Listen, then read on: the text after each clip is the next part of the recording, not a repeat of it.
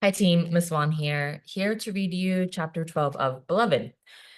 Um, Last class I talked to you guys about how I want you to pay attention to the ways that the chapters are being sequenced.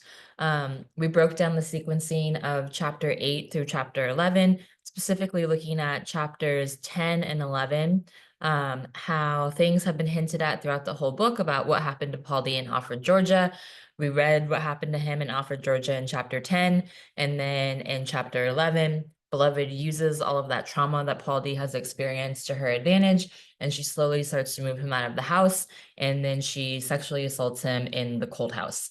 Um, Many of you had very mixed reactions to what was happening, but a handful of you also picked up to exactly what was happening as well. And that Beloved wants Paul D out of the house because she is completely obsessed with Setha. She wants Setha all to herself. And so, one way to get Paul D out of the house is to make him feel so much shame that he's gonna choose to leave the house.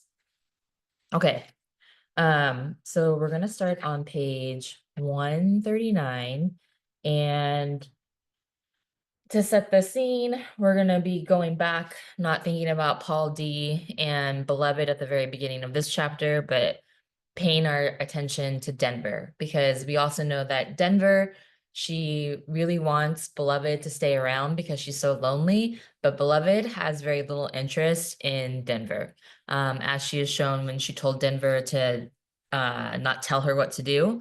And she also, in chapter 8, and she also snatched her arm away in chapter 9 before she was watching the turtles and she like ran through the forest. And then also don't forget that when Denver confronted Beloved about choking Setha in the clearing, Beloved had very odd reactions to show that she and Denver, or she does not have the same affection for Denver that Denver has for her. And that Beloved is also completely consumed with Setha, because Beloved's response to Denver confronting her is that nobody loves Setha the way that Beloved loves Setha. Okay, chapter 12. To go back to the original hunger was impossible. Luckily for Denver, looking for food enough to last. But to be looked at in turn was beyond appetite. It was breaking through her own skin to a place where hunger hadn't been discovered. It didn't have to happen often because Beloved seldom looked right at her. And when she did, Denver could tell that her own face was just the place those eyes stopped while the mind behind it walked on. But sometimes, at moments Denver could neither anticipate nor create, Beloved rested cheek on knuckles and looked at Denver with attention. It was lovely, not to be stared at, not seen, but being pulled into view by the interested, uncritical eyes of the other. Having her hair examined as a part of herself, not as material or a style. Having her lips, nose, chin caressed as they might be if she were a moss rose a gardener paused to admire. Denver's skin dissolved under that gaze and became soft and bright, like the lisle dress that had its arm around her mother's waist.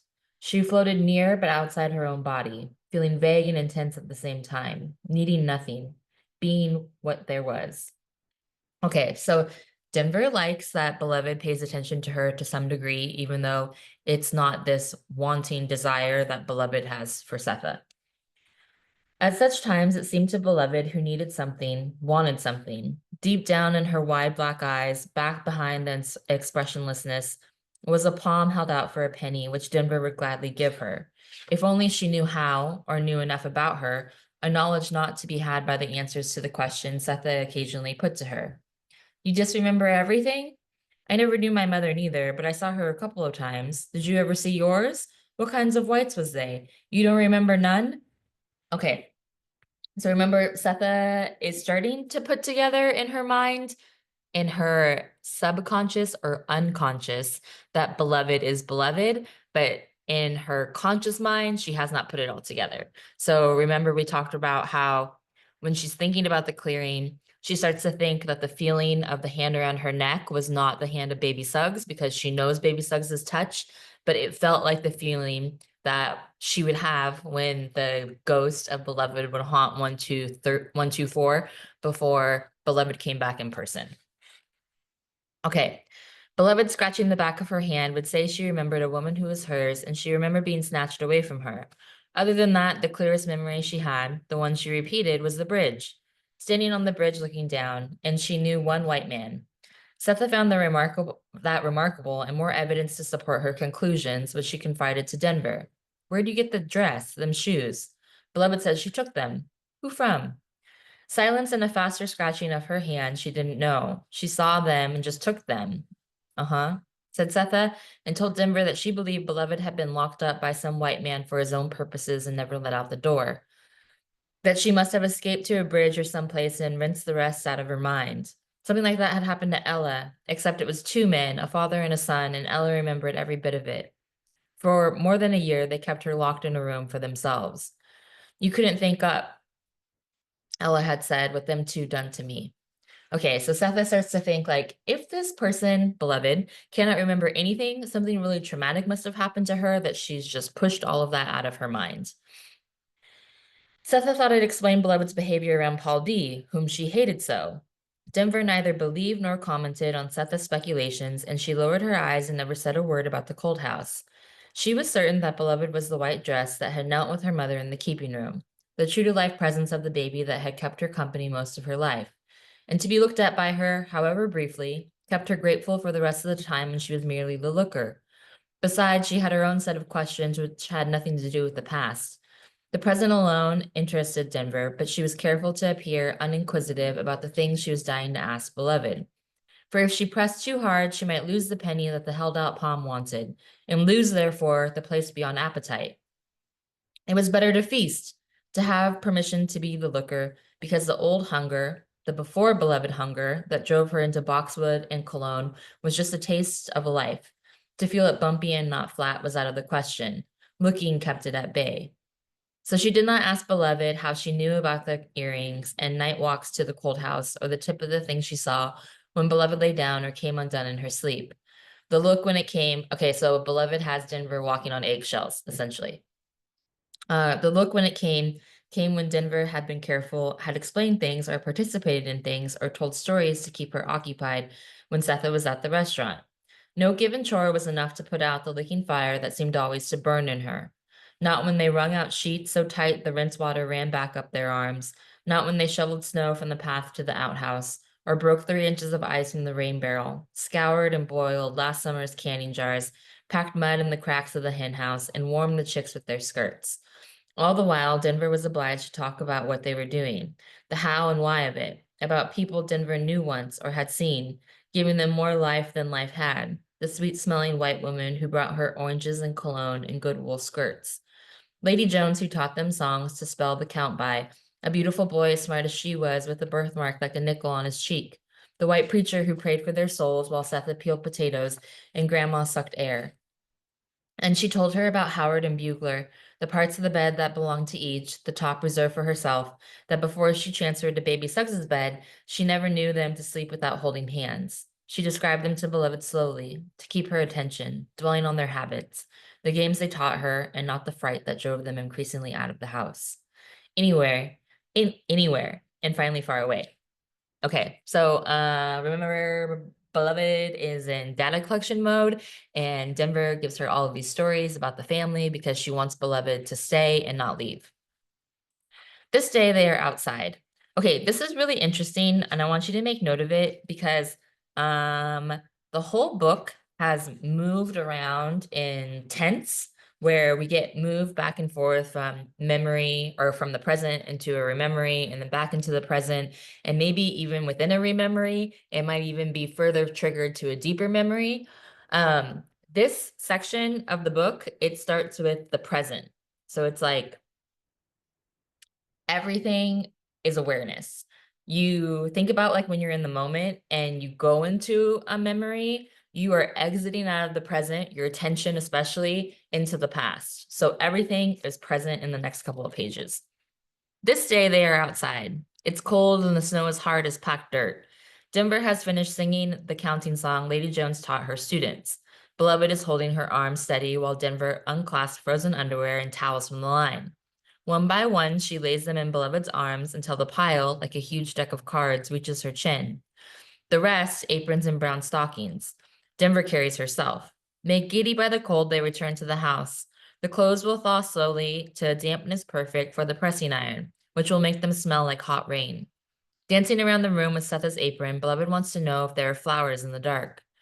Denver adds sticks to the stove fire and assures her there are. Twirling, her face framed by the neckband, her waist in the apron strings embrace, she says she is thirsty. Denver suggests warming up cider, while her mind races to something she might do or say to interest and entertain the dancer. Denver is a strategist now and has to keep Beloved by her side from the minute Setha leaves her work until the hour of her return when Beloved begins to hover at the window, then work her way out the door, down the steps, and near the road. Plotting has changed Denver markedly. Where she was once indolent, resentful of every task, now she is spry, executing, even extending the assignment Setha leaves for them. All to be able to say, we got to, and ma'am said for us to. Otherwise, Beloved gets private and dreamy or quiet and sullen. And Denver's chances of being looked at by her go down to nothing. She has no control over the evenings. When her mother is anywhere around, Beloved has eyes only for Setha. At night in bed, anything might happen. She might be told a story in the dark when Denver can't see her, or she might get up and go into the cold house where Paul D has begun to sleep, or she might cry silently. She might even sleep like a brick, her breath sugary from fingerfuls of molasses or sand cookie crumbs. Denver will turn toward her then, and if Beloved faces her, she will inhale deeply the sweet air from her mouth. If not, she will have to lean up and over her every once in a while to catch a sniff. For anything is better than the original hunger, the time when, after a year of the wonderful little eye, sentences rolling out like pie dough in the company of other children, there is no sound coming through.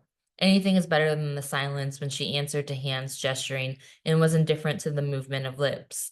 When she saw every little thing and colors leaped smoldering into view. She will forego the most violent of sunsets, stars as fat as dinner plates, and all the blood of autumn, and settle for the palest yellow if it comes from her Beloved. The cider jug is heavy, but it always is, even when empty. Denver can carry it easily, yet she asks Beloved to help her. It is in the cold house next to the molasses and 6 pounds of cheddar hard as bone.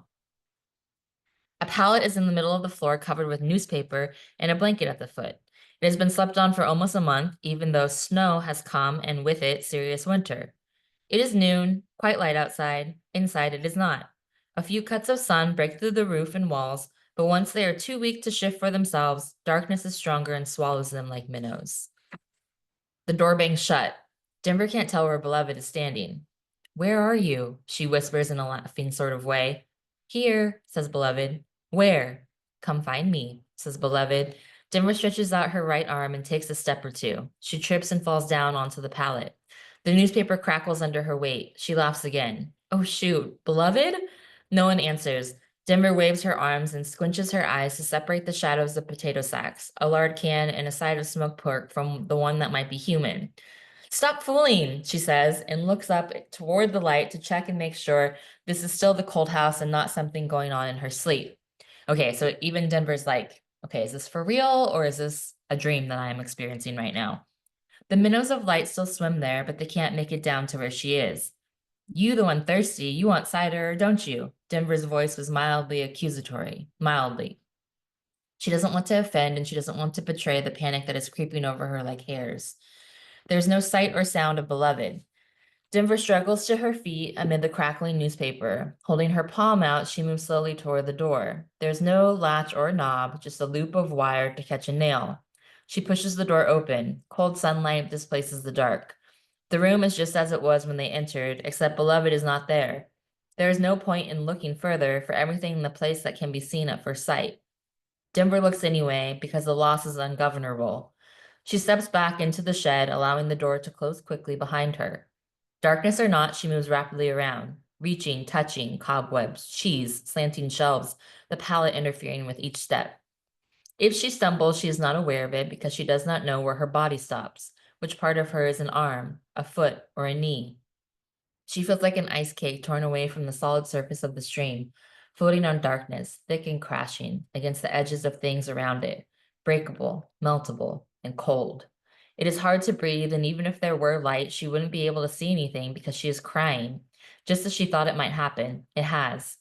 Okay, so she thinks that Beloved has completely disappeared. So she starts crying and she can't find Beloved in this little cold house where Usually, if you just open the door, you can see everything that's going on there, but Denver can't see anything. She can't make out anything. She can't even tell her body parts and where they are reaching or where they are moving.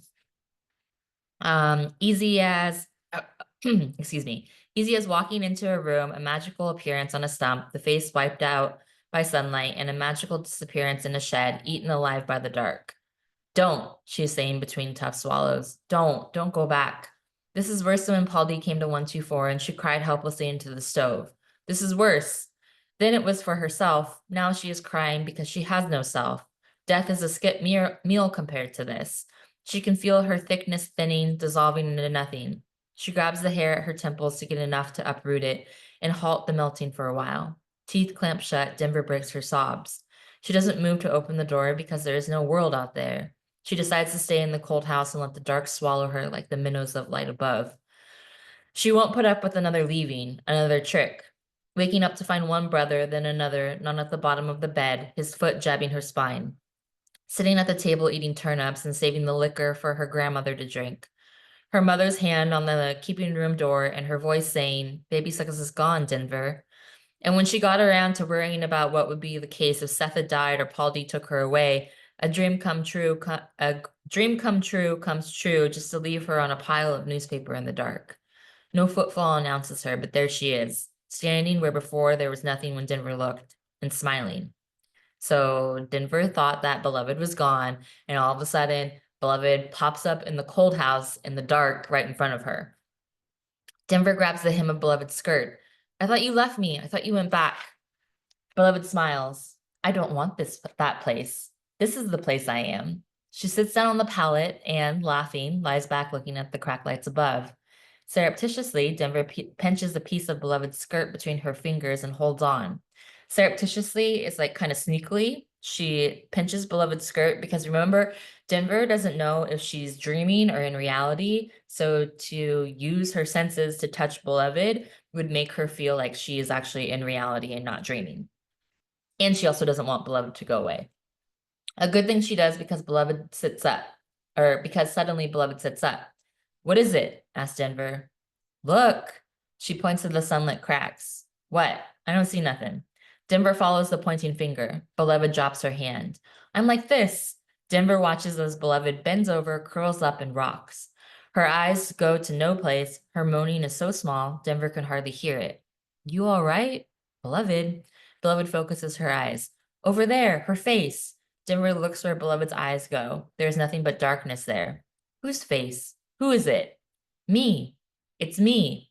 She is smiling again. Okay. Creepy into this chapter. I want you to think about what Beloved is doing. She shows up. Denver's like, "Oh my gosh, I'm so glad that you're here." Beloved says that she's not going to go back to the afterlife because this is the place that she wants to be. She sits down suddenly. She points to a dark corner of the room and says that she's there. She drops into kind of a childlike pose, almost like fetal position, but seated on your tush. And she rocks back and forth and she moans. And then she points up to the corner of the room and she says that she's there. So what is she experiencing when she goes through all of this weird stuff that Denver is observing? Is a question that I have for you. All right, chapter 12 done. Chapter 13 coming right up. Bye-bye.